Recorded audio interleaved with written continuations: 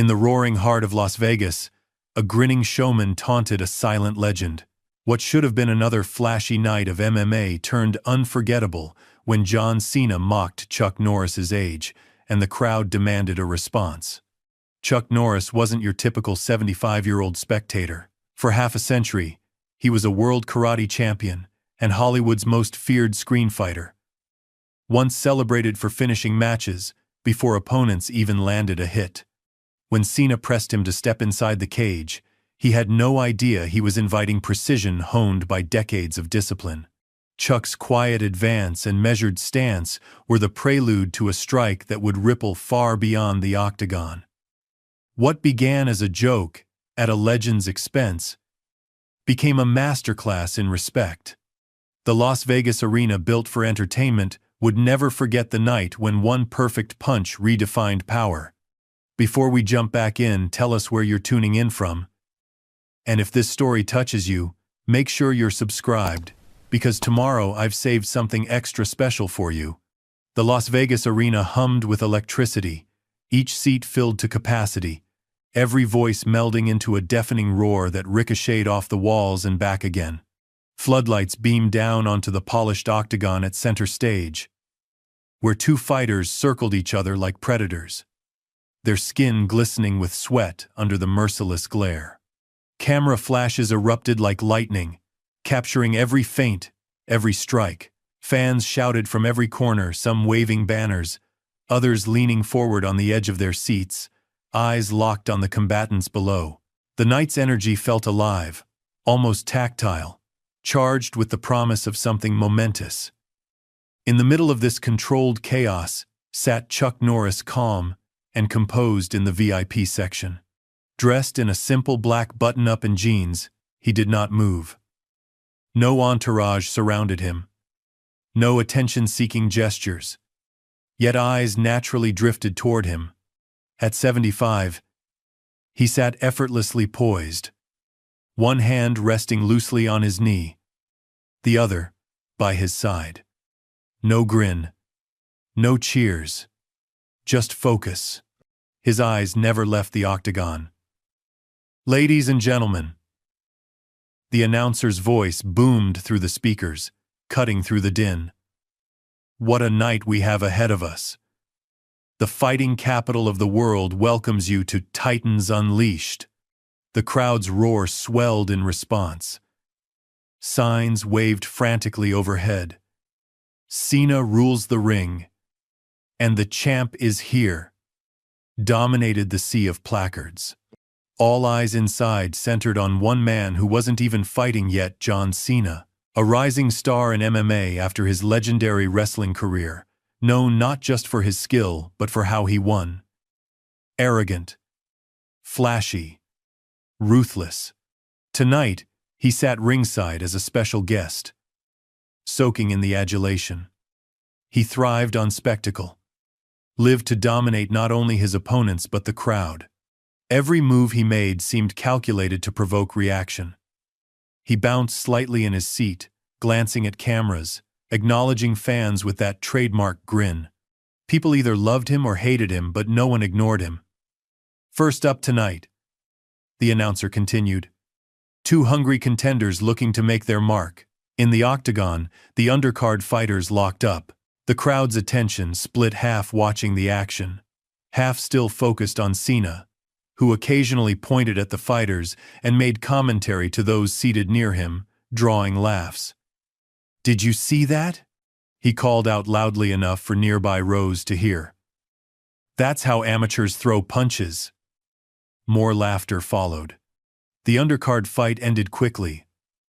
A technical knockout that sent the loser staggering. Medical staff rushed in, while the victor paraded around the cage, playing to the audience. The crowd surged with energy, but it was merely the appetizer. Cena stood, adjusting his baseball cap, and the camera crew immediately swarmed him. The jumbotron switched to his face, and the audience erupted. "Ladies and gentlemen," the announcer's voice cut through again, "please welcome the 16-time world champion, the face that runs the place, John Cena." Cena raised his hands, basking in the adulation. The interviewer thrust a microphone toward him. "John, great to have you here tonight. Any thoughts on what we've seen so far?" "Well," Cena began, his voice dripping with charisma, "these young guys have heart. I'll give 'em that. But heart only gets you so far in this business." He flashed his $1,000,000 smile. "When you've been at the top as long as I have, you learn that domination isn't just physical, it's mental." As Cena continued his impromptu speech, a subtle shift rippled through the crowd.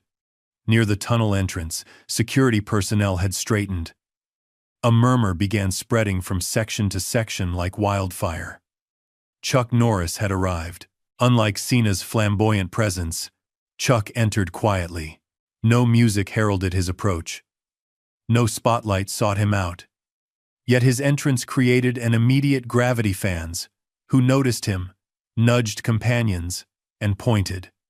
Cell phones rose in unison. The announcer, noticing the disturbance, glanced toward the commotion. "Ladies and gentlemen," he said, voice suddenly reverent, "we have another legend in attendance tonight. Please welcome martial arts icon, Chuck Norris." A cheer rose, different from the one that had greeted Cena. Less frenzied, more respectful. Chuck acknowledged it with a simple nod, making his way to his seat. No waving. No playing to cameras. Just dignified movement. Cena paused mid-sentence, eyes narrowing slightly before his grin widened even further. Well, he said. "Looks like they're letting anyone in these days." The crowd's reaction was mixed, nervous, laughter, sprinkled with a few uncomfortable glances. Chuck settled into his seat, expression unchanging. If he heard Cena's comment, he gave no indication. The announcer, sensing tension, quickly redirected. "Let's get ready for our next bout of the evening." But Cena wasn't finished. He leaned toward the interviewer's microphone again. "You know, I grew up watching Chuck Norris on TV. My grandma loved those old Walker, Texas Ranger reruns." His tone was playful, but the barb was clear. The crowd's energy shifted again, some laughed louder, feeding Cena's confidence, while others glanced between the two men, sensing the disrespect. Throughout it all, Chuck remained still, eyes forward on the octagon. The only movement was a subtle adjustment of his posture, shoulders squaring almost imperceptibly, jaw setting slightly firmer. The next fighters entered the cage. The announcer's voice rose to introduce them, but the real tension wasn't between the competitors. It lay in the charged silence between the young showman and the aging legend, between brash youth and quiet experience. As the fighters touched gloves in the center of the octagon, Cena stood again, ostensibly to get a better view.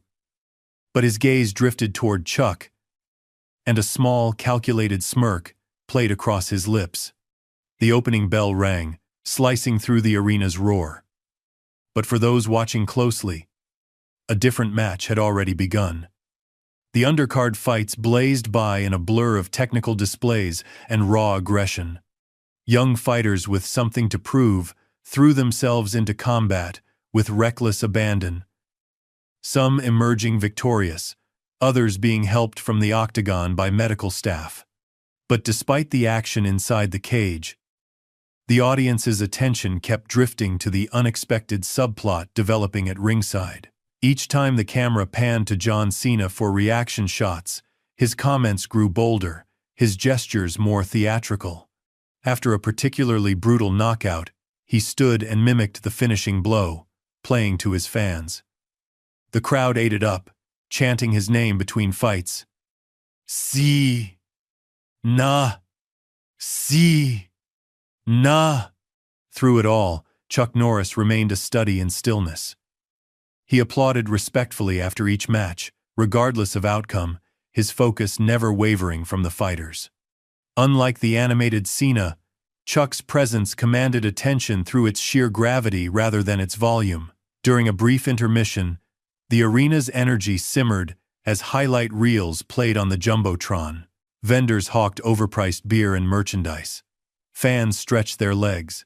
The announcer's voice cut through the din. Ladies and gentlemen, while our fighters prepare for the main event, let's chat with our special guest, John Cena. Care to share some thoughts on tonight's action? The crowd roared as Cena bounded up the steps and into the octagon, taking the microphone with practiced ease. He circled the cage like he owned it, playing to each section of the audience. Las Vegas, he bellowed. Are you not entertained? The response was deafening. I've got to say, these young fighters tonight, they're bringing the heat. Cena's charisma filled the arena. But you know what I've noticed? None of them have that killer instinct yet. That thing that separates the legends from the forgotten. He paused dramatically, his eyes sweeping the crowd until they landed deliberately on Chuck Norris. Speaking of legends, or should I say, former legends, Cena's voice dropped an octave, taking on a theatrical quality. We've got Chuck Norris with us tonight. Chuck, stand up, let the people see you. A spotlight swung toward Chuck, who remained seated, his expression unchanged. The crowd's reaction was mixed, some cheering, some shifting uncomfortably at the direct call-out. Come on, Chuck, Cena persisted, his smile never faltering. Don't be shy.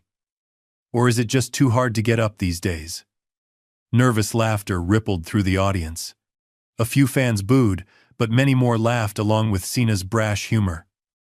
You know, I grew up watching Chuck on TV, Cena continued, pacing the cage. Walker. Texas Ranger, right? Great show, for its time. He emphasized the last words. But let's be real. Chuck's, what, 75? Now?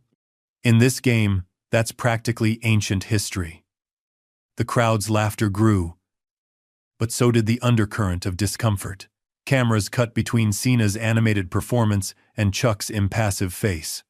I mean, no disrespect to the classics, Cena added, though his tone suggested otherwise.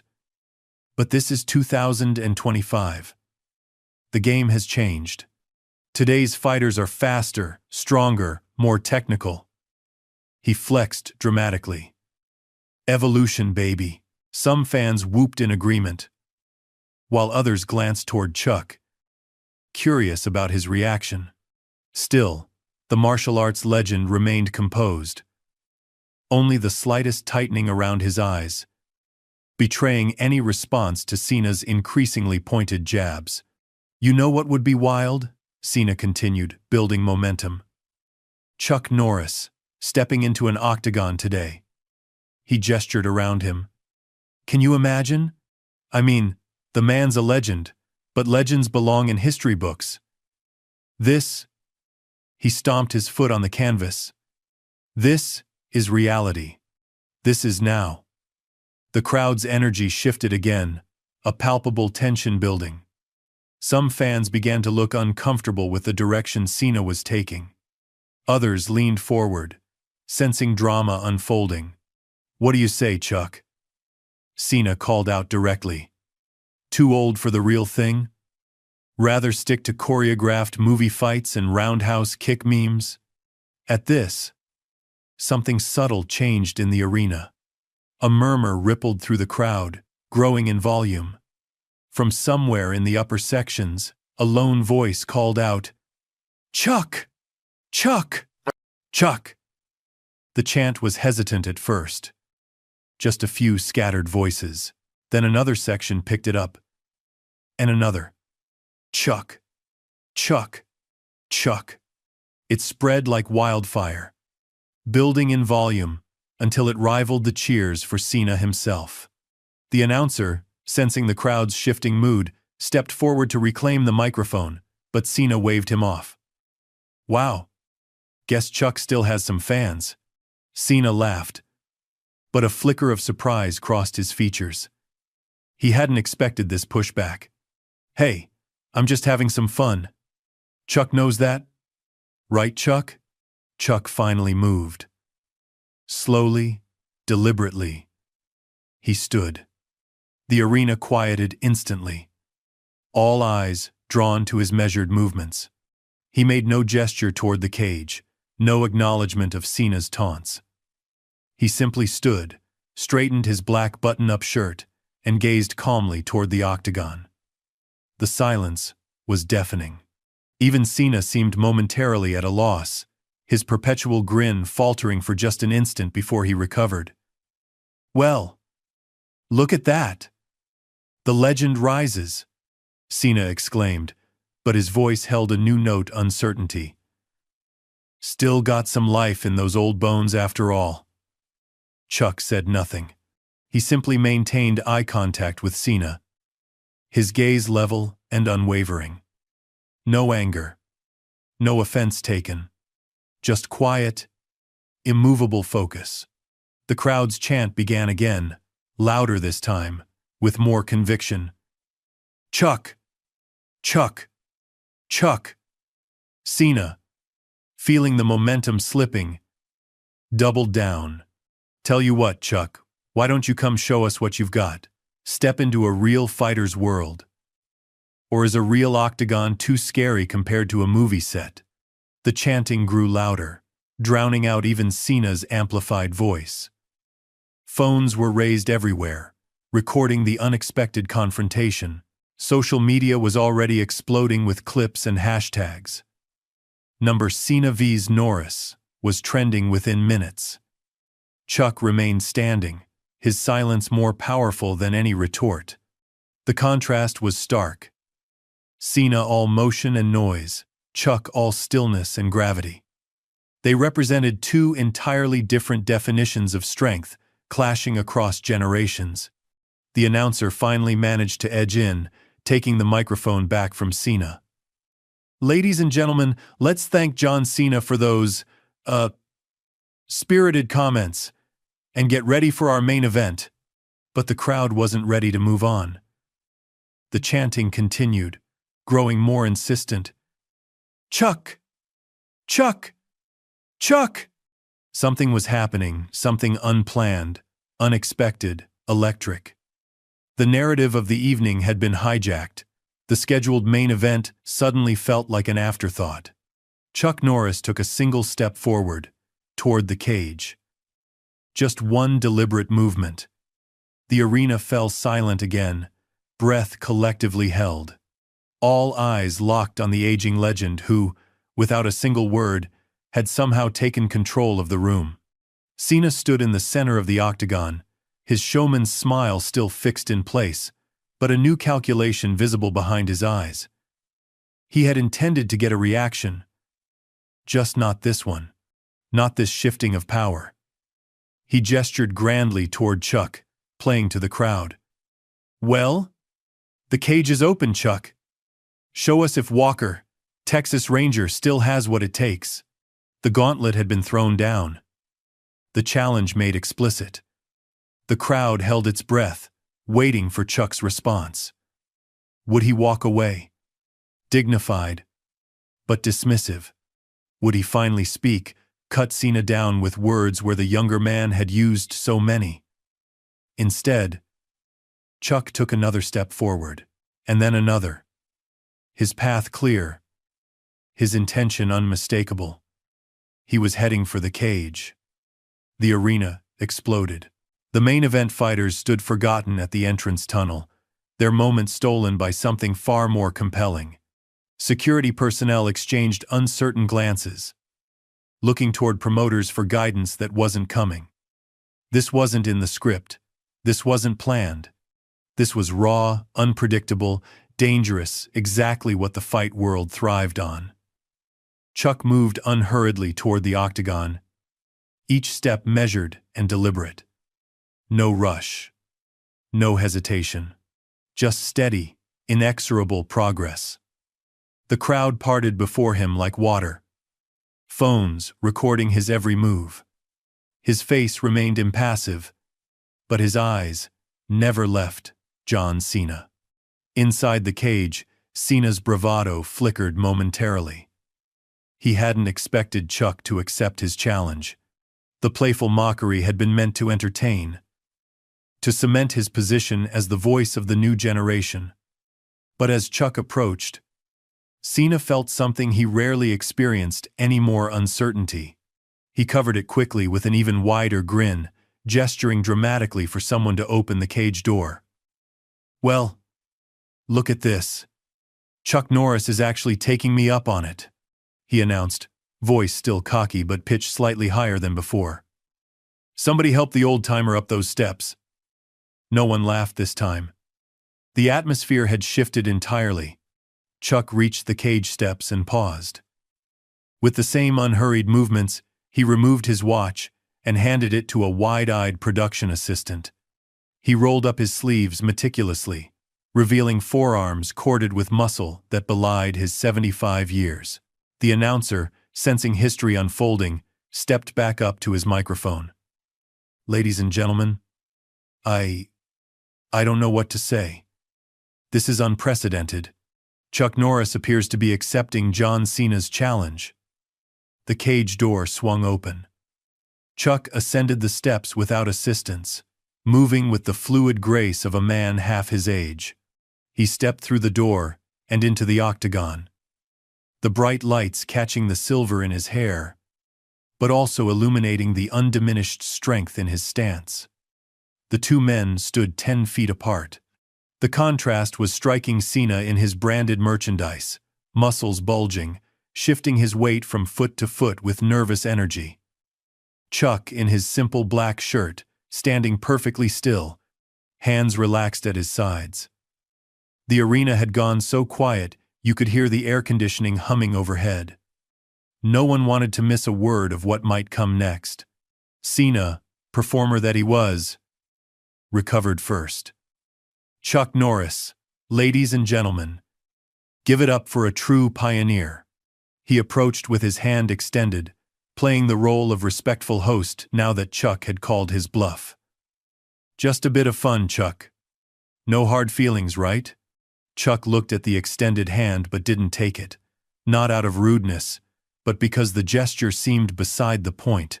He finally spoke, his voice quiet, yet somehow carrying to every corner of the hushed arena. "You wanted me in the cage. I'm here."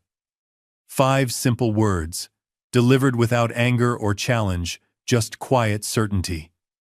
The crowd erupted at the sound of his voice, then quickly hushed again, hungry for more. Cena's smile tightened almost imperceptibly. He lowered his hand and glanced around the arena, playing to the crowd. "Come on, Chuck. We're just having some fun here. You didn't think I was actually challenging you to fight?" He forced a laugh. "I mean, I respect your legacy too much for that. Telling and preparing this story took us a lot of time. So, if you are enjoying it, subscribe to our channel. It means a lot to us." Now back to the story. Chuck's expression didn't change. "Then why am I in the cage, John?" The directness of the question hung in the air. Cena found himself in unfamiliar territory, backpedaling. He was used to controlling narratives, directing attention. But Chuck's simple presence had shifted the dynamic entirely.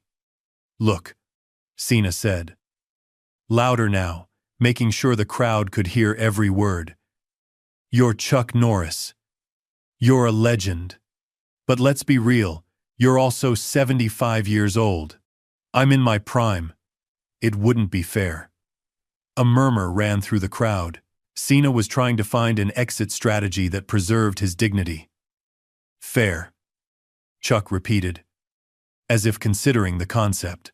Then, with movements so fluid they seemed almost casual, he assumed a fighting stance. Not showy, not dramatic, just the balanced, centered posture of a man who had spent decades mastering his craft. "Try me," he said simply. The crowd exploded again. Phones raised high, capturing every second of the unscripted confrontation. The official fighters for the main event had been completely forgotten, left standing awkwardly at the tunnel entrance. Cena's face went through a rapid series of calculations, visible to everyone watching. To back down now would be humiliating. To actually fight a senior citizen, even one as legendary as Chuck Norris, could be career suicide. He settled on a third option. Play it off as an exhibition. "All right, Chuck," he said, raising his hands in an exaggerated shrug. "You want to show these people you've still got it? Let's give them a little demonstration." He beckoned to Chuck playfully. "Come on. Throw one of those famous roundhouse kicks. For old time's sake." It was a clever pivot, turning a potential fight into a showcase. With Cena graciously giving Chuck a moment in the spotlight. The crowd seemed satisfied with this direction, cheering at the prospect of seeing a Chuck Norris roundhouse kick in person. But Chuck didn't move, didn't adjust his stance, didn't play along with Cena's attempt to reframe the situation. "You first," Chuck said quietly. 3 seconds of absolute silence followed. Then Cena laughed, a genuine laugh born of surprise. "You want me to attack first? For real?" Chuck waited, stance unwavering. "Chuck, come on. I'm not going to." "You questioned whether I belong in this cage," Chuck interrupted, his voice level. "Now you're here with me. No cameras, no stunts, just you and me." The implication was clear.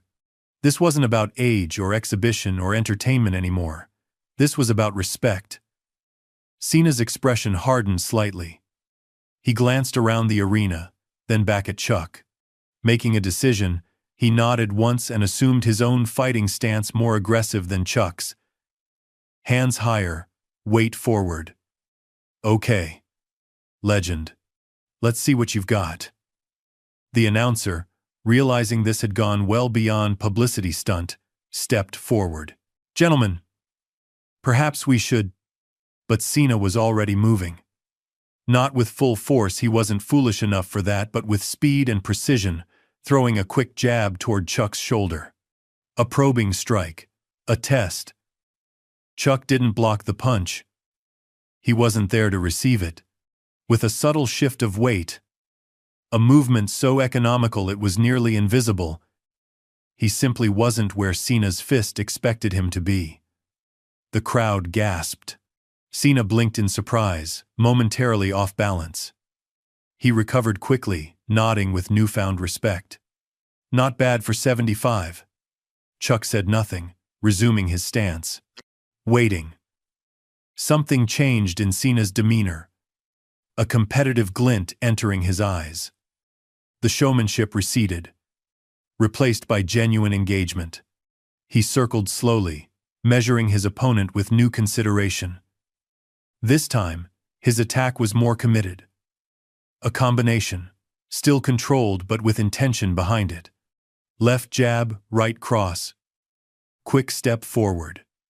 Chuck's defense was a masterclass in efficiency. No wasted movement. No flashy blocks.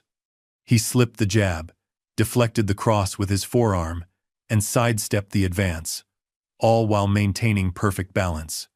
The crowd was witnessing something extraordinary, not just an aging legend holding his own, but a fundamental difference in fighting philosophy. Cena was all power and dynamism. Chuck was economy and precision. Cena pressed forward, increasing the pressure. His strikes came faster now, more purposeful. Chuck continued to defend, making it look effortless, not because the attacks weren't skilled, but because his responses were so precisely calibrated.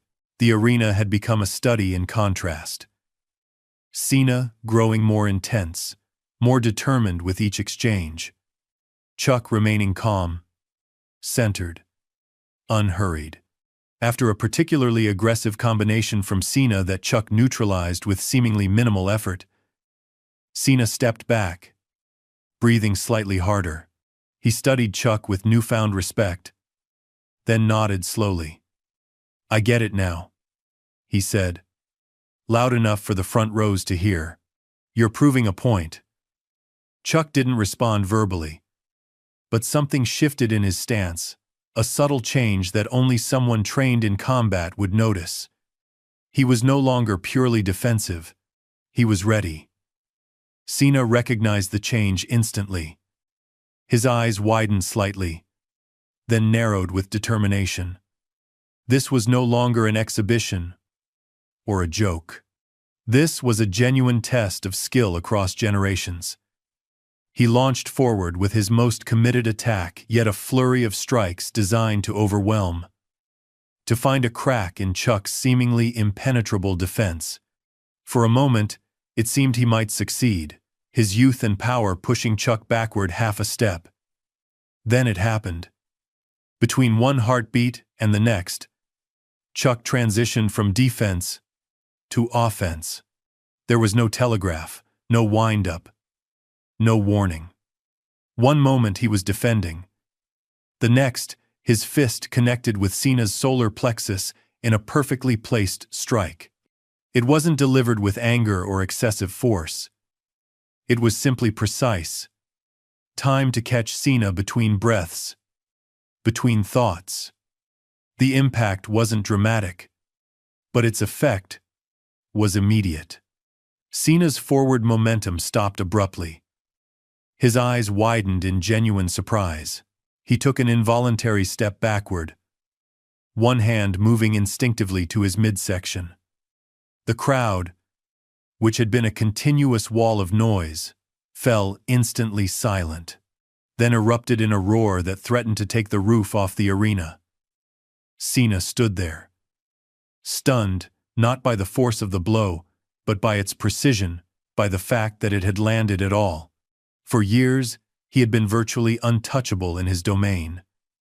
Now, an aging legend had not only defended against his best attacks, but had found an opening and exploited it with surgical accuracy. Chuck resumed his neutral stance, hands lowered slightly. The message was clear. He could have followed up, could have pressed his advantage. He chose not to. The two men stood facing each other in the center of the octagon, the moment suspended in time. Around them, 18,000 people witnessed something they hadn't expected. Not just a confrontation between old and new, but a masterclass in what true martial skill looked like, stripped of showmanship and bravado. Cena's face underwent a remarkable transformation. The cocky grin faded, replaced by something more genuine, a look of reassessment, of respect earned rather than assumed. He rubbed his midsection once more, then straightened to his full height. For the first time that night, John Cena did something completely unscripted, completely genuine. He bowed. The bow changed everything. It was subtle, just a slight incline of Cena's head and shoulders, but its significance reverberated through the arena. This wasn't part of the showman's repertoire. This wasn't calculated for audience reaction. This was genuine respect from one fighter to another. Chuck acknowledged it with a small nod, his expression unchanging. Neither man spoke. Neither needed to. The language being exchanged transcended words. The crowd, sensing the authenticity of the moment, responded with a different kind of energy, less frenzied, more reverent. Phones remained raised, capturing what many already recognized as a legendary exchange. But the moment of mutual respect didn't last long. Cena straightened, rubbing his midsection once more, his competitive instinct visibly reasserting itself. The surprise of Chuck's strike had momentarily humbled him. But John Cena hadn't become a 16-time world champion by accepting defeat. "Not bad, Chuck," he said, his voice carrying through the hushed arena. "You caught me. But landing one punch isn't winning a fight." He began circling again, his movements more measured now, more respectful. His earlier showboating was gone, replaced by focused intensity. He was treating this as a real contest now, not full force, but genuine. Chuck resumed his stance, calm as ever. His breathing remained steady, his gaze unwavering. When he spoke, his voice was quiet but clear. "It was never about winning, John. The simplicity of the statement seemed to perplex Cena momentarily. In his world, everything was about winning matches, championships, audience approval. The idea that this confrontation might be about something else required a mental adjustment, but he had no time to ponder it. Chuck was moving, advancing with the same unhurried grace that characterized everything he did, not rushing, not aggressive, just steadily closing distance. Cena responded instantly, his reflexes honed by years in the ring. He threw a defensive jab, intended to establish space. Chuck slipped it effortlessly, continuing his advance. Cena followed with a combination: jab, cross, hook, textbook execution, delivered with precision. Chuck's defense was a study in economy. Each block, each deflection used minimal energy, while maximizing effect. He seemed to anticipate Cena's attacks before they were launched, neutralizing them not through superior speed but through superior reading of body mechanics. The crowd watched in awe as Chuck, at 75, made defense look like an art form. This wasn't the flashy evasion of a young fighter. This was the distilled wisdom of decades, where every movement had purpose, where nothing was wasted. One man in the front row, a retired UFC fighter himself, leaned toward his companion. "Watch his eyes," he whispered. "Norris isn't watching Cena's hands or feet. He's reading his center of gravity." Old school. Cena pressed harder, frustration beginning to edge his attacks. He wasn't used to being read so easily, to having his offense neutralized with such apparent ease. He launched a particularly aggressive combination, putting real power behind it. Chuck not only defended but countered, landing a short, sharp strike to Cena's ribs, not punishing, just precise. Another reminder that defense could become offense in the blink of an eye. Cena stepped back, reassessing. His respect for Chuck was growing with each exchange, but so was his determination to prove himself. He was caught in an unfamiliar position, unable to overwhelm with power or showmanship, forced to engage on a purely technical level where his youth provided less advantage than he'd expected. "You're good, Chuck," he acknowledged, loud enough for the front rows to hear. "Really good. But times change, fighters evolve."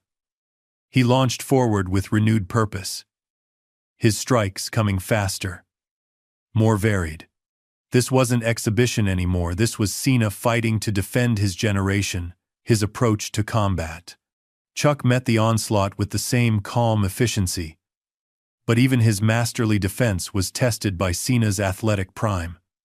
A jab slipped through, grazing Chuck's shoulder. A low kick, partially connected. The crowd gasped, then cheered not out of disrespect for Chuck, but from the sheer drama of the contest unfolding before them. This wasn't the scheduled main event, but it had become something far more compelling. A clash, not just of individuals, but of philosophies, of eras. From his position against the cage, the commentator had abandoned any pretense of neutrality. "Ladies and gentlemen," he breathed into his microphone, "what we're seeing here transcends sport. This is tradition versus innovation, patience versus power. This is martial arts in its purest form." His colleague nodded, equally mesmerized. Cena represents everything modern MMA stands for: athleticism, adaptability, aggression, and Norris. Norris is showing us where it all came from. The roots, the foundation. In the cage, the two men continued their dance. Cena's movements had evolved throughout the exchange. Less flashy now, more focused. He was learning in real time, adapting to Chuck's style, finding a balance between his natural explosiveness and a new appreciation for economy.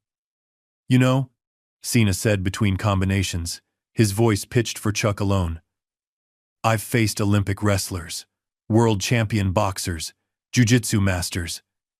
Never felt this. Outmatched. Chuck's expression didn't change, but his eyes registered the acknowledgement. He sidestepped another attack, his movement so minimal it barely registered as evasion. "It's not about technique," he replied quietly. "It's about timing." As if to demonstrate, he slipped inside Cena's guard with a movement so subtle it seemed like he'd teleported. Another strike landed not heavy, but precisely placed. Cena absorbed it, nodding with growing understanding.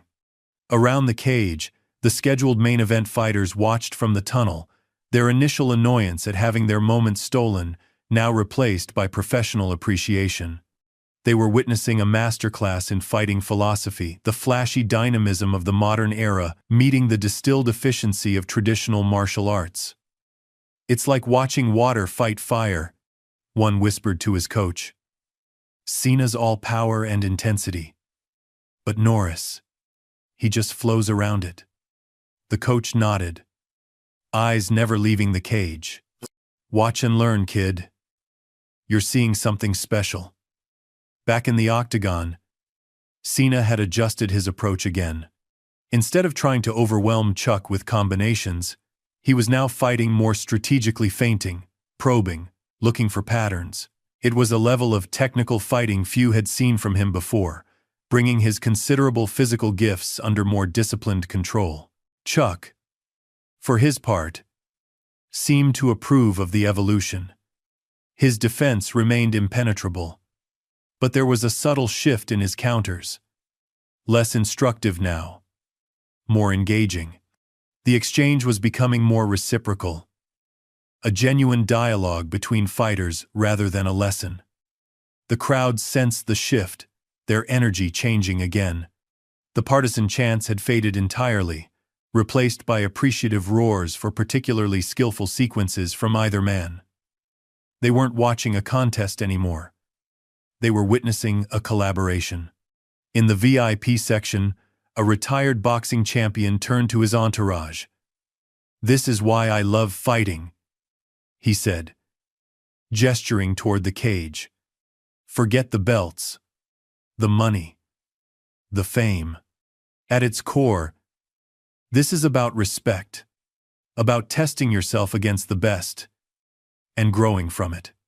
His companions nodded, equally entranced by the unexpected spectacle. Cena, breathing harder now but moving with new purpose, launched another attack, this one different from his previous efforts. Instead of pure aggression or technical probing, this sequence combined elements of both.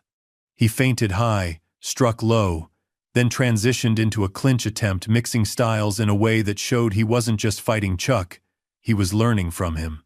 Chuck defended expertly, but there was a flicker of appreciation in his eyes as he countered.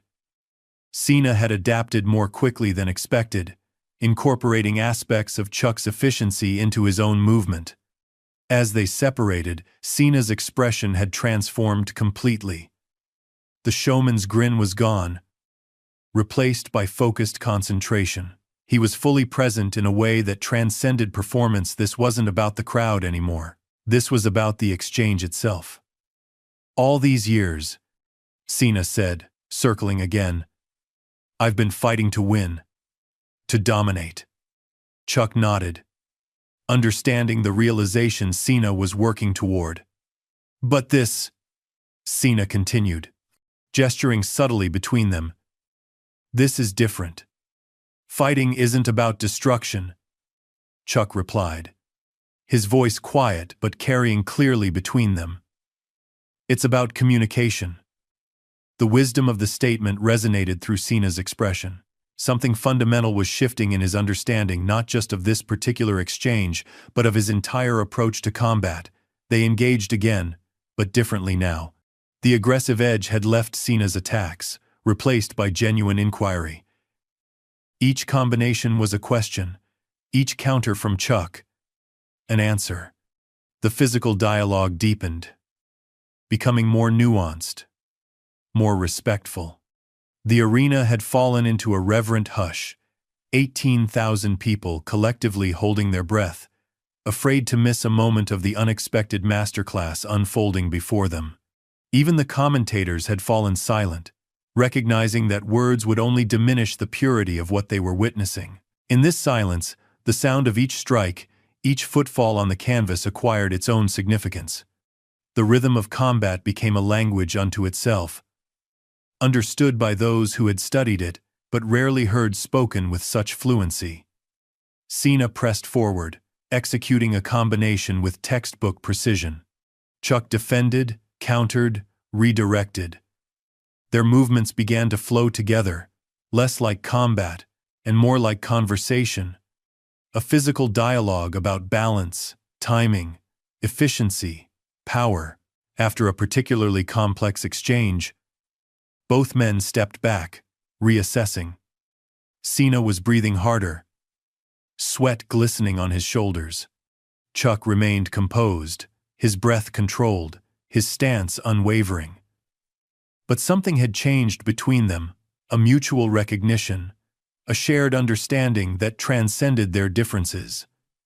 "You know," Cena said, loud enough for the front rows to hear, "when I called you out, I thought I was giving you a chance to share my spotlight." He shook his head, genuine self-awareness dawning in his expression. "But that was never what this was about, was it?" Chuck's face remained impassive, but his eyes registered the question. "For you?" Cena continued. "It was never about spotlights or showing off or proving something. It was about principle." Chuck nodded once, the minimal acknowledgement carrying more weight than any elaborate response could have. "Respect," Cena said, the word hanging in the air between them, not demanded because of achievements or fame, but earned through action. The crowd had gone so quiet, you could hear the air conditioning humming overhead. This wasn't what they had expected, not a physical battle, but a philosophical revelation played out in real time, through the universal language of combat. "I've been doing this all wrong," Cena said, the admission carrying no shame, only realization. "Treating fighting like performance, like spectacle." "There's value in entertainment," Chuck replied, his voice level. "But at its core, this," he gestured between them, "is about truth." The simplicity of the statement seemed to resonate not just with Cena, but with everyone present. The social media feeds streaming from the arena exploded with quotes, with video clips, with recognition that what they were witnessing wasn't just an unexpected physical confrontation, but a moment of genuine philosophical transmission. The scheduled main event fighters watched from the tunnel, their expressions a mixture of awe and disappointment. They had trained for months for tonight, perfecting techniques, cutting weight, preparing mentally. Yet they understood, perhaps better than anyone, that what was happening in the cage transcended sport. This was legacy being passed, wisdom being shared, respect being earned in the most fundamental way possible through direct experience. Cena rolled his shoulders, loosening up for what felt like a final exchange. His earlier mockery felt distant now, replaced by genuine engagement. He had entered the cage, expecting to give an aging legend a moment of spotlight. Instead, he was receiving a profound lesson in what fighting truly meant beyond spectacle. "One more?" he asked Chuck, just loud enough to be heard over the crowd's hushed anticipation. Chuck nodded once, resuming his stance. Cena approached more thoughtfully this time, his movements measured.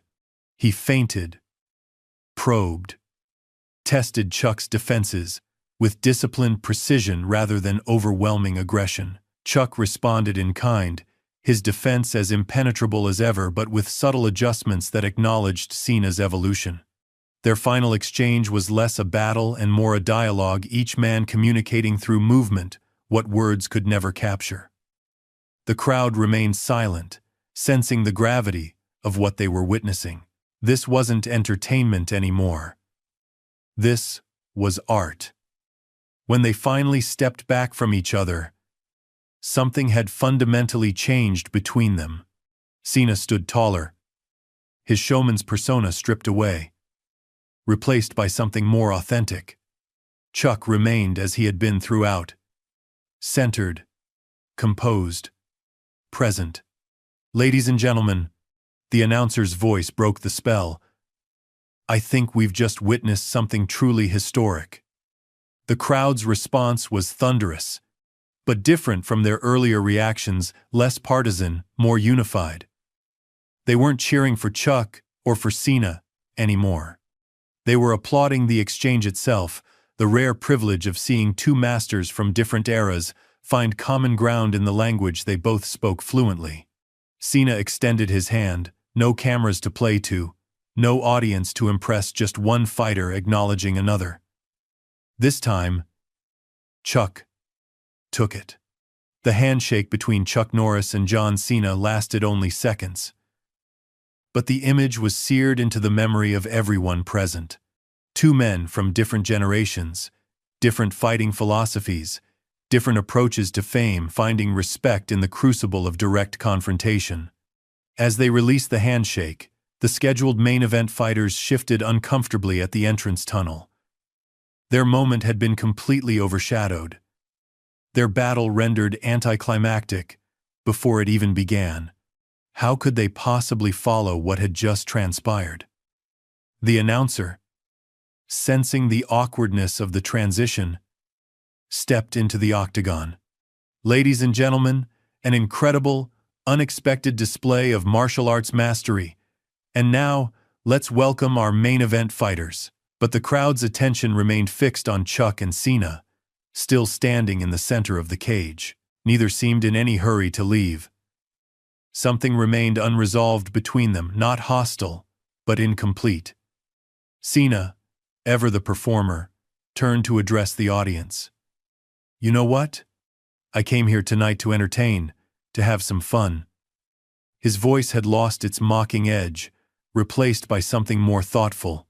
"I called out a legend, thinking I knew what that meant." He turned back to Chuck, genuine respect evident in his posture. "I was wrong," the crowd murmured, surprised by the candid admission from a man whose brand was built on unwavering confidence. "Chuck Norris isn't a legend because of some internet memes or old TV shows," Cena continued. "He's a legend because of what you all just witnessed.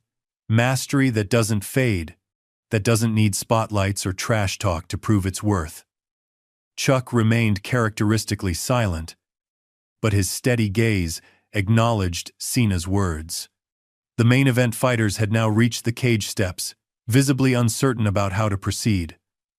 The scheduled program was derailed, the audience's attention firmly elsewhere. Cena noticed their discomfort and made a decision. "We've taken enough time from these fighters," he said, gesturing toward the entrance. "They came to show their skills, and we should respect that." He turned to exit, moving toward the cage door with Chuck beside him. The crowd responded with a mixture of disappointment and understanding. They wanted more of the impromptu masterclass, but they recognized the professionalism of giving the scheduled fighters their moment. As they reached the cage door, a voice called out from the audience, "One punch!" The cry was taken up by others. "One punch! One punch!" The chant spread rapidly, swelling to fill the arena. "One punch! One punch!" Chuck and Cena paused at the threshold. The request was clear. The audience wanted a definitive moment, something to crystallize the lesson of the night. Not a full fight, not an extended exchange, just one clean, honest strike, to serve as exclamation point. Cena turned to Chuck, eyebrows raised in question. Chuck's expression remained impassive, but after a moment, he nodded once. The crowd exploded as the two men moved back to the center of the octagon. The main event fighters, recognizing the inevitability of the moment, stepped back from the cage, understanding their time would come. "This wasn't in the program," whispered one executive to another in the VIP section. "Legal's going to have a fit." "Are you kidding?" came the reply. This will be the most watched clip in combat sports history by morning. Let it happen. In the press section, journalists typed frantically, already composing the headlines that would dominate sports pages worldwide. Social media feeds exploded with anticipation. Hashtags multiplying by the second. Number 1 punch. Number Cena vs Norris. Number legends meet. Cena and Chuck faced each other again, but differently now. No circling, no testing of defenses, just two men standing an arm's length apart, eye to eye. "Your call, Chuck," Cena said. Voice pitched for Chuck alone. "How do you want to do this?" Chuck considered for a moment, then spoke quietly. "A single exchange. Your best against mine." Cena nodded, respect evident in his eyes. "Full contact?" The corner of Chuck's mouth twitched in what might have been the ghost of a smile. "Don't hold back on my account." They stepped apart, assuming their fighting stances. The arena fell into expectant silence, 18,000 people collectively holding their breath. This was the moment they would tell their friends about, post on social media about, remember years later. In the front row, a retired boxing champion leaned forward, eyes narrowed. "Watch Norris's breathing," he murmured to his companion. "He's centering himself.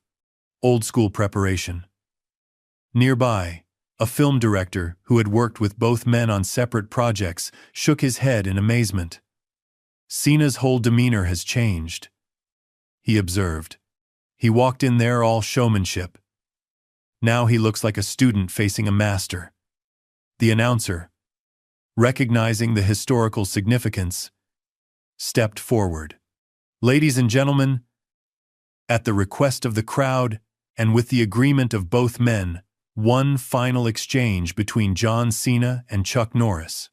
The crowd roared, then quickly hushed itself, not wanting to miss a moment. No referee gave the signal. No bell rang. The two men simply locked eyes, acknowledging the unspoken countdown between them. Time seemed to slow, each fraction of a second stretching into eternity.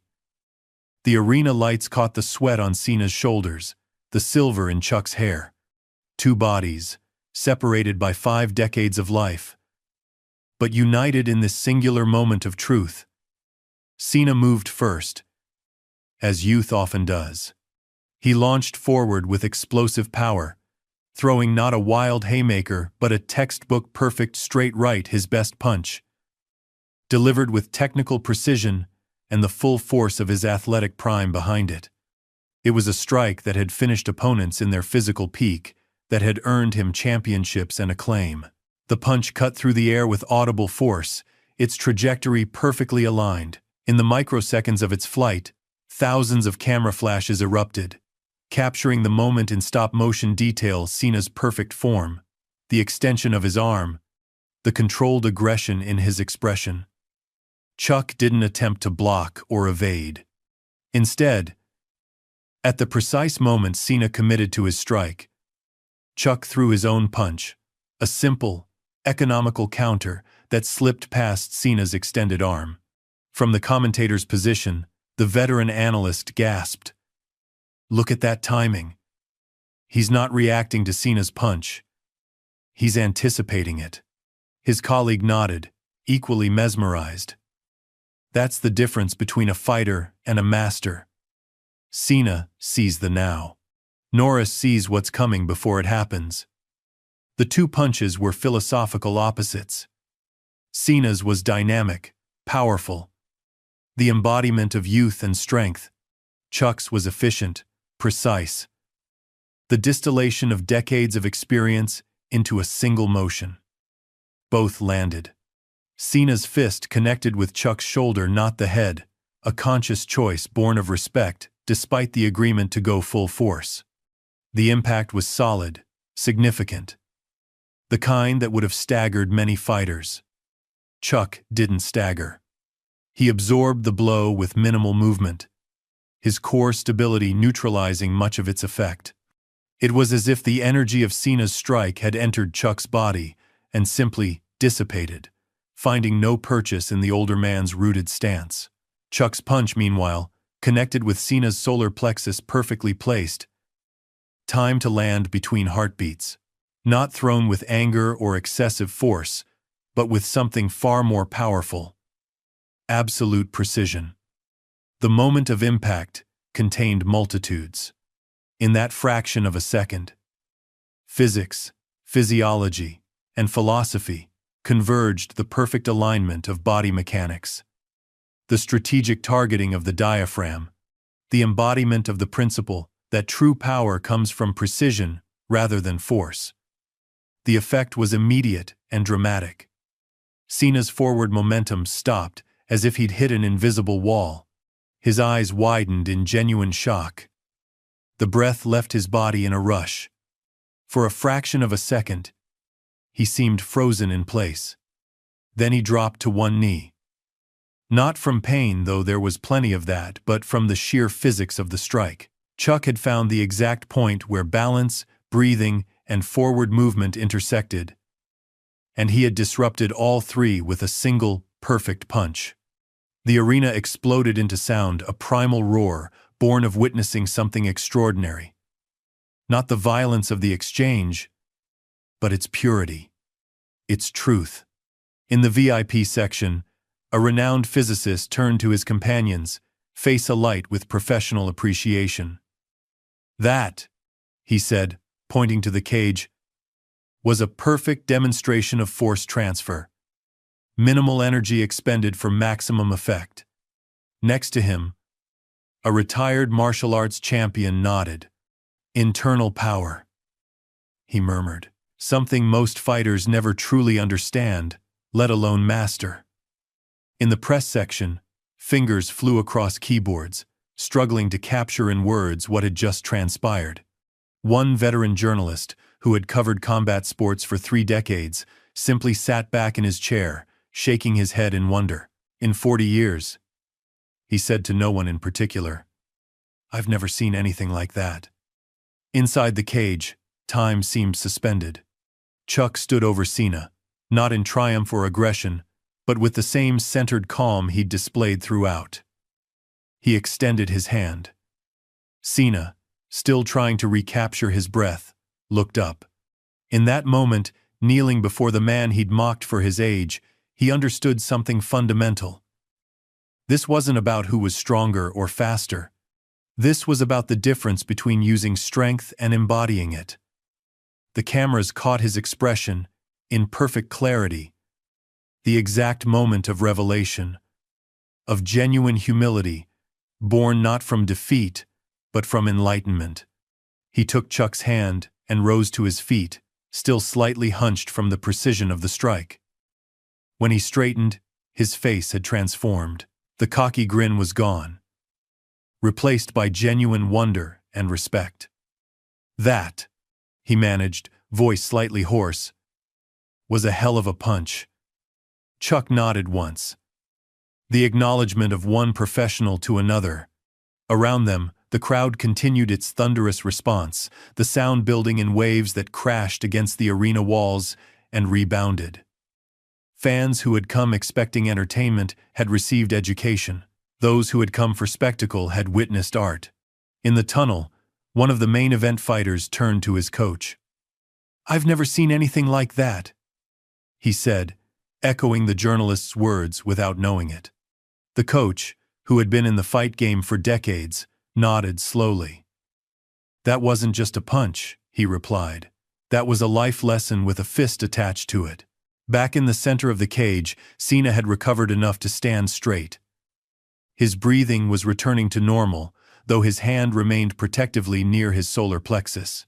"Chuck," he said, his voice carrying surprisingly well through the noise.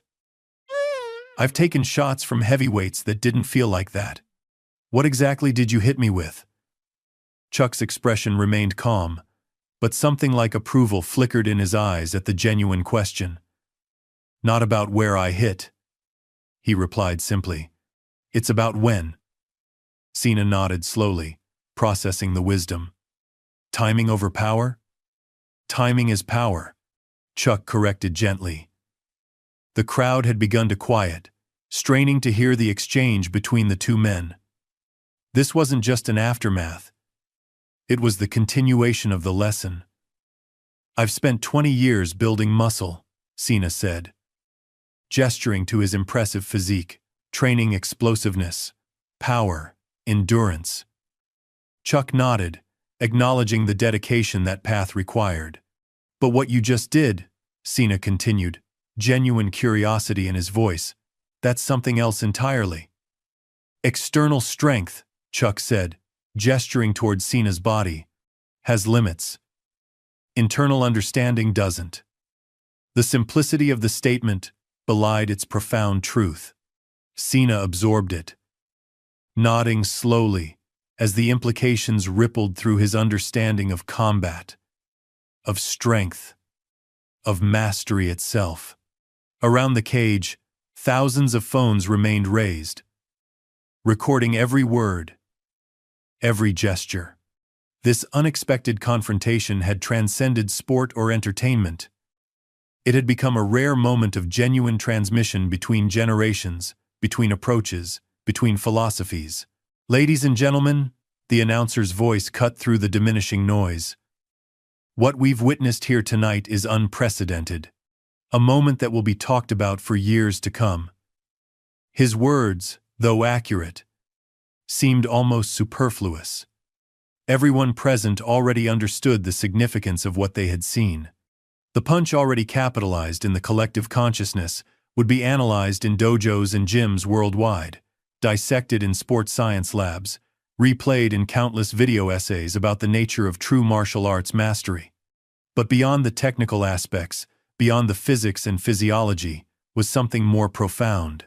In an age of constant noise, of endless self-promotion, of style over substance, Chuck Norris had demonstrated the power of the opposite approach, of quiet confidence, of substance over style, of letting actions speak louder than words. And John Cena, to his immense credit, had recognized and acknowledged the lesson. The crowd's roar continued unabated, phones capturing the moment from every angle. In the media section, journalists typed frantically, social media feeds flooded with clips of the punch from multiple angles, each one revealing new details of its perfect execution. Headlines were already forming, "The punch heard round the world." "Age before beauty."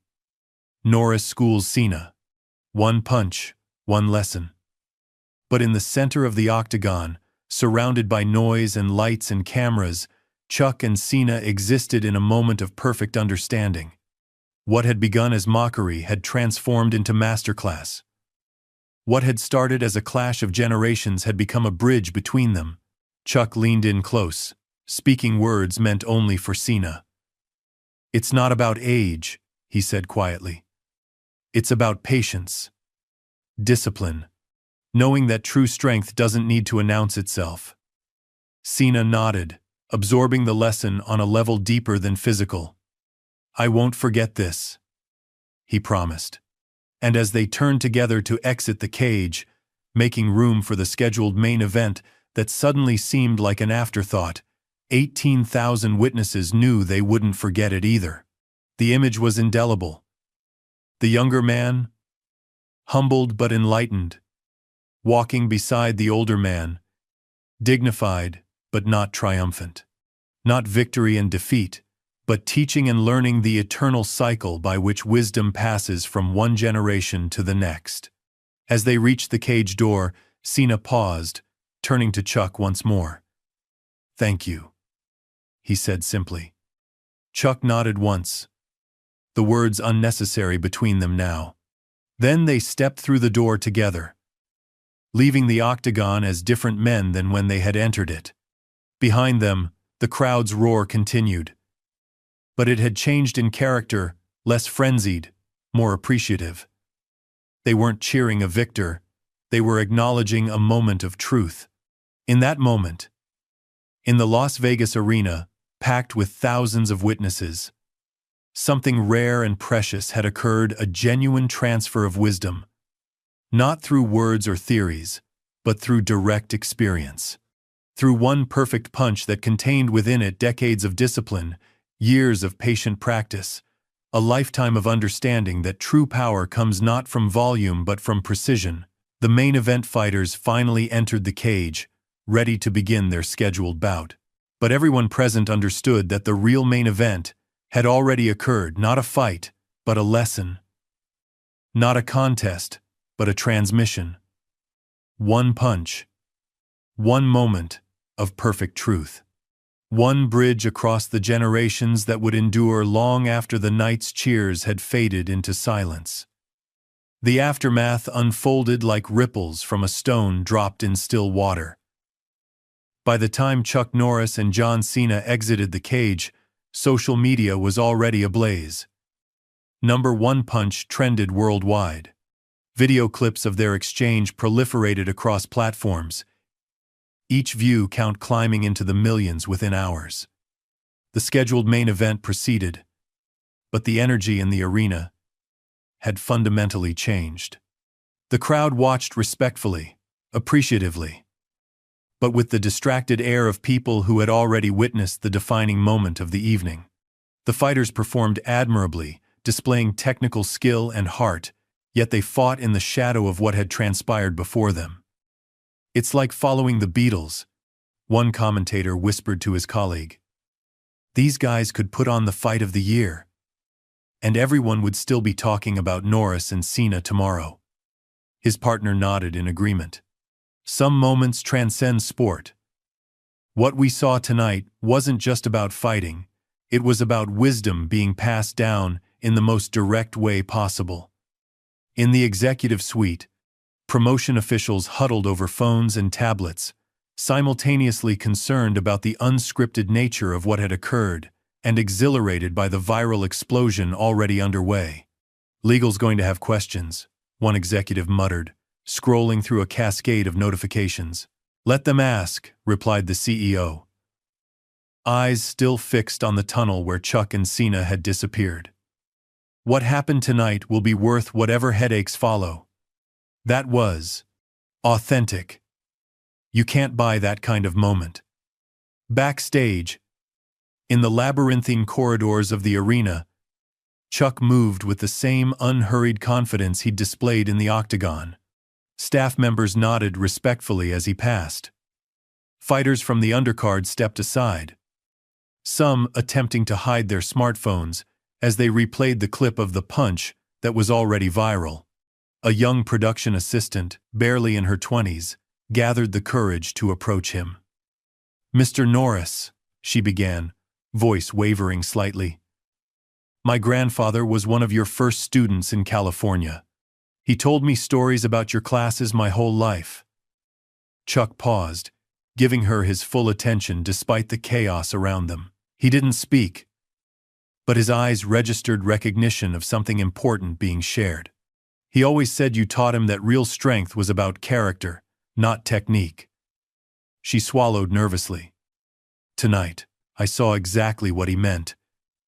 Chuck nodded once, the simple acknowledgement carrying more weight than any elaborate response.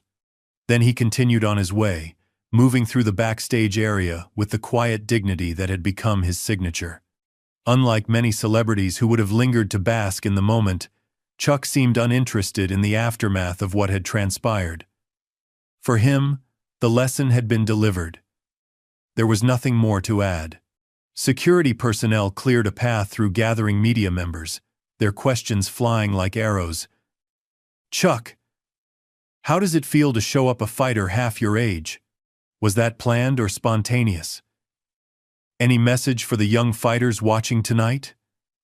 He acknowledged them with a glance but offered no answers. Some things couldn't be explained in sound bites.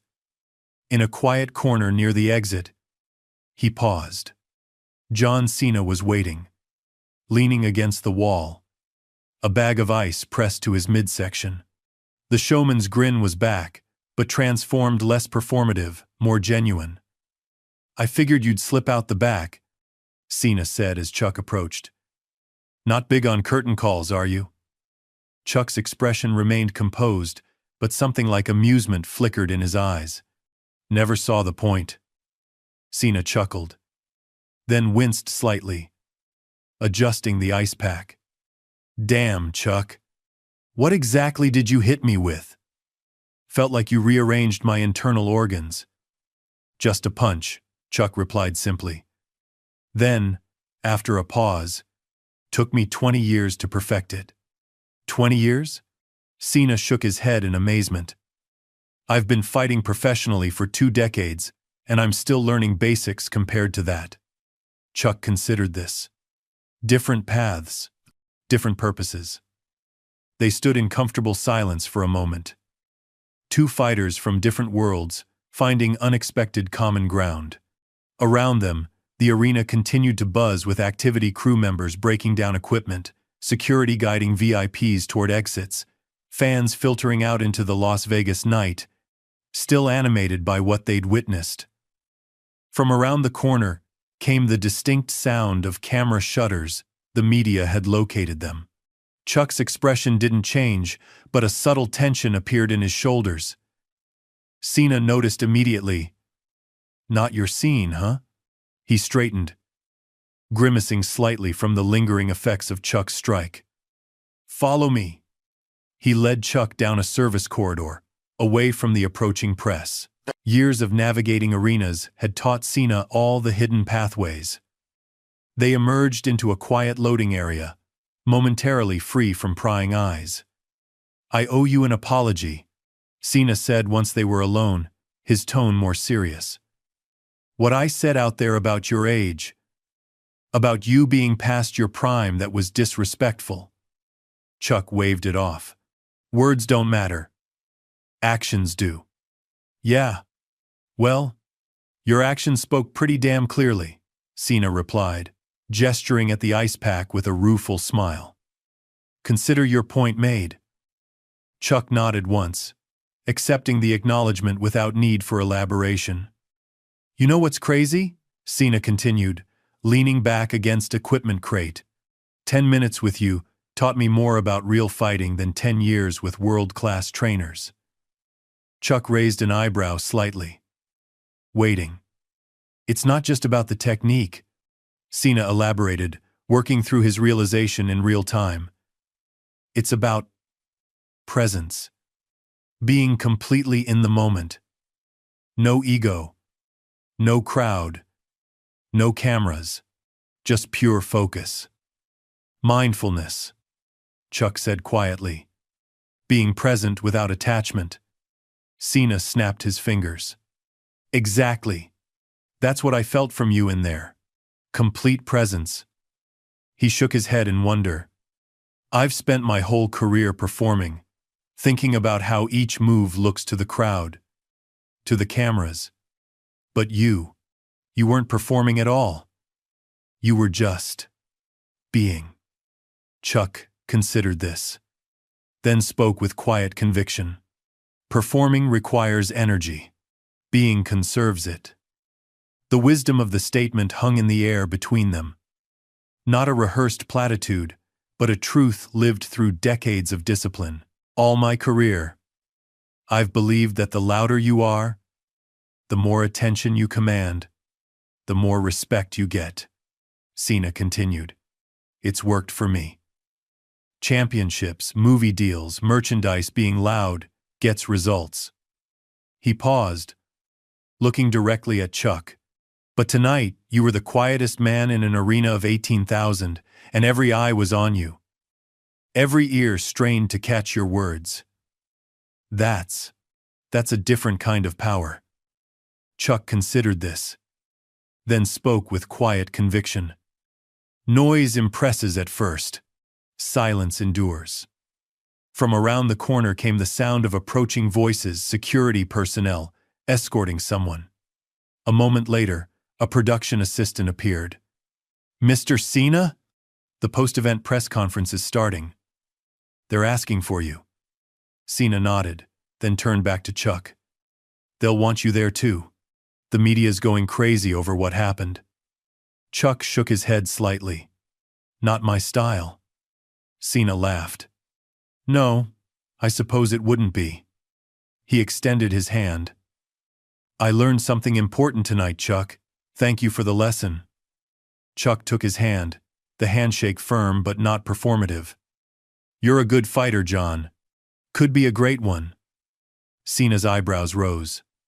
After what happened in there, I thought I already was. Being great isn't about never getting knocked down, Chuck said. It's about what you learn when you do. The wisdom of the statement resonated with Cena in a way that surprised him. Throughout his career, he had experienced few moments of genuine humility, few opportunities to reassess his understanding of strength. Tonight had provided both. I won't forget this, Cena said, echoing his words from the cage. Chuck nodded once, then turned to leave, his part in the evening's drama complete. Chuck, Cena called after him. One more thing. Chuck paused, looking back. Next time someone asks me who the toughest opponent I ever faced was, Cena said with a grin, I'm going to tell them it was a 75-year-old man who took my best shot and didn't even blink. For the first time that evening, Chuck Norris smiled a small, genuine expression that transformed his stoic features. He gave Cena a slight nod of acknowledgement, then continued toward the exit, disappearing into the Las Vegas night as quietly as he had arrived. Cena watched him go, still holding the ice pack to his midsection, still processing the lessons of the evening. Then he squared his shoulders, adjusted his cap, and turned toward the press conference, knowing the first question would inevitably be about the punch. 3 days later, in a quiet dojo in Texas, Chuck moved through his morning routine with the same deliberate precision that had defined his life for decades. The events in Las Vegas might as well have occurred in another lifetime, so completely had he returned to his daily discipline. No interviews given, no media appearances, no capitalization on the renewed attention that had exploded across the internet and sports world. The viral moment had generated thousands of requests for comments, appearances, endorsements, all declined with polite finality by his long-suffering assistant. Chuck, she had pleaded the day after the event. At least consider the Sports Illustrated cover. It's a once-in-a-lifetime opportunity. He had shaken his head once, returning to his tea. Already had plenty of those. Now, as he completed his training session, a notification appeared on his phone, one of the few he allowed through his digital fortress. It was a video link, sent by an old friend from his tournament days. Reluctantly, Chuck tapped the screen. The video opened to show John Cena at the press conference following the event, surrounded by journalists, firing questions about what had transpired in the cage. John, what was it like taking a punch from Chuck Norris? Cena, cleaned up but still bearing the subtle marks of their encounter, laughed. It was educational, he replied. Highly educational. The room erupted in laughter, but Cena raised his hand, his expression growing serious. No, I mean that sincerely. What happened in that cage wasn't about age or strength or who's better. It was about two different approaches to the same art form. He paused, choosing his words carefully. I've built my career on being visible, on commanding attention. Chuck built his on substance, on mastery that doesn't need spotlights to validate it. And tonight, he taught me something I won't forget. A journalist called out, "Are you saying he's better than you?" Cena considered this thoughtfully. I'm saying he understands something fundamental that I'm just beginning to grasp. That true mastery isn't about external validation, it's internal. It doesn't need to announce itself or prove anything to anyone. He gestured to his midsection, where Chuck's punch had landed. That wasn't just a physical lesson, it was a philosophical one, and I'm grateful for it. Another question came. Will there be a rematch? Cena laughed, genuinely.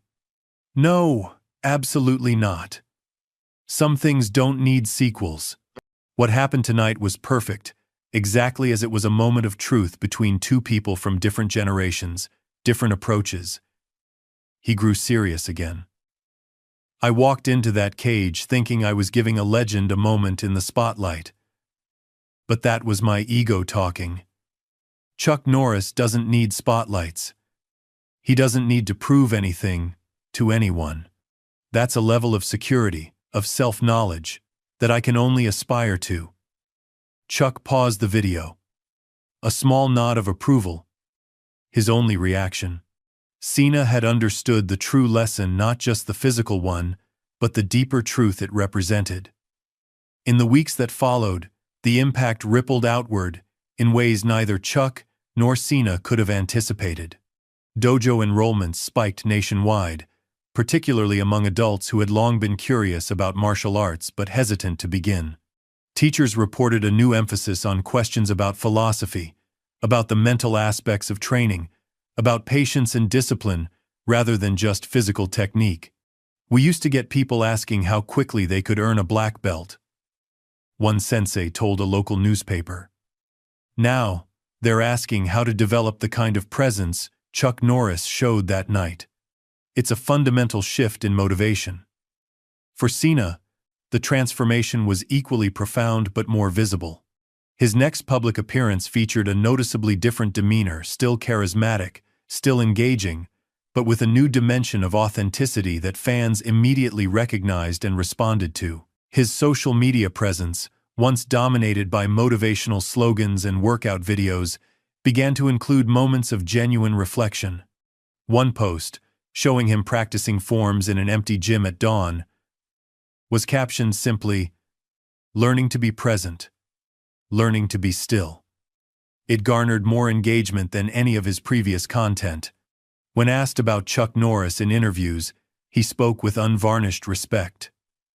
"I thought I was giving a legend a moment in the spotlight," he told one interviewer. "Turns out he was giving me a masterclass in what it really means to be strong." In fighting circles, the technical aspects of the punch became the subject of intense analysis. Slow-motion breakdowns appeared on sports science programs, with experts marveling at the precision of Chuck's timing, the efficiency of his movement, the perfect mechanical alignment of the strike. "What we witnessed wasn't just experience overcoming youth," one analyst explained, frame by frame, footage playing behind him. "It was the difference between power and precision. Cena's strike contained more raw force, but Norris's contained perfect placement, perfect timing. It's the difference between using strength and embodying it." The scheduled main event fighters eventually received their due recognition, their technical skills appropriately analyzed and praised. But in the collective memory of those present that night in Las Vegas, the true main event had been unplanned, the moment when arrogance met humility, when youth confronted wisdom, when Chuck Norris landed one perfect punch and taught John Cena that respect is earned, not demanded. 6 months later, in a community center in Boston, John Cena stood before a group of at-risk teenagers, his usual merchandise nowhere in sight. Instead, he wore simple workout clothes, his demeanor focused but approachable. "Before we start," he said to the attentive group, "I want to tell you a story about the most important lesson I ever learned about strength." The teenagers, initially drawn by the celebrity appearance, found themselves captivated by the tale of his encounter with Chuck Norris. Not the highlight reel version that had gone viral, but the deeper truth beneath it. "I walked into that cage thinking strength was about power, about dominance," Cena explained. "I walked out understanding that true strength is about discipline, about patience, about being so secure in yourself that you don't need to prove anything to anyone." He demonstrated a simple stance. Feet planted firmly, body balanced. "This program isn't about teaching you to fight," he continued. "It's about teaching you to be centered, to be present, to find strength within yourself rather than trying to take it from others." He smiled, touching his solar plexus briefly, the spot where Chuck's punch had landed all those months ago. Trust me, that's a lesson I learned the hard way. And somewhere in Texas, in his quiet dojo, Chuck Norris continued his daily practice, unchanged by the viral fame of the punch or the renewed attention it had brought.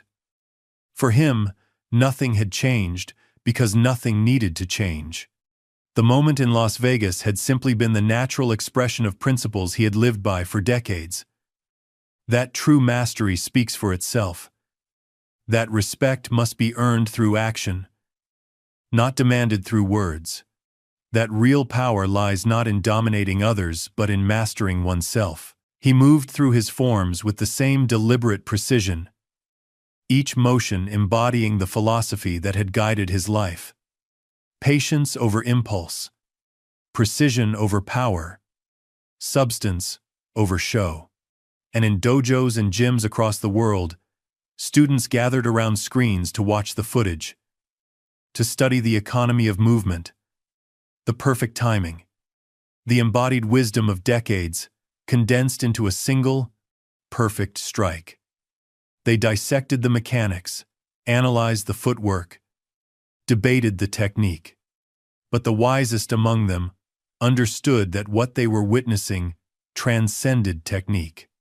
It was a rare glimpse of true mastery, not just of fighting, but of living, of being so completely aligned with one's principles that every action, however small, becomes a perfect expression of who you are. That was the lasting legacy of the punch, not its viral fame or its technical brilliance, but the timeless truth it embodied. That real strength needs no announcement. That true mastery seeks no validation. That respect, when earned rather than demanded, endures long after the roar of the crowd has faded into silence. In the end, Chuck Norris didn't need to defeat John Cena. He needed only to teach him, and by extension, all those watching, that beneath the spectacle and showmanship of modern combat lies a timeless truth. Real power speaks for itself, and real fighters let their actions do the talking. Up next, we have 2 more incredible stories that are waiting for you. Just click the image you want to watch, and it will take you there. If you enjoyed this video, make sure to subscribe. It would mean a lot.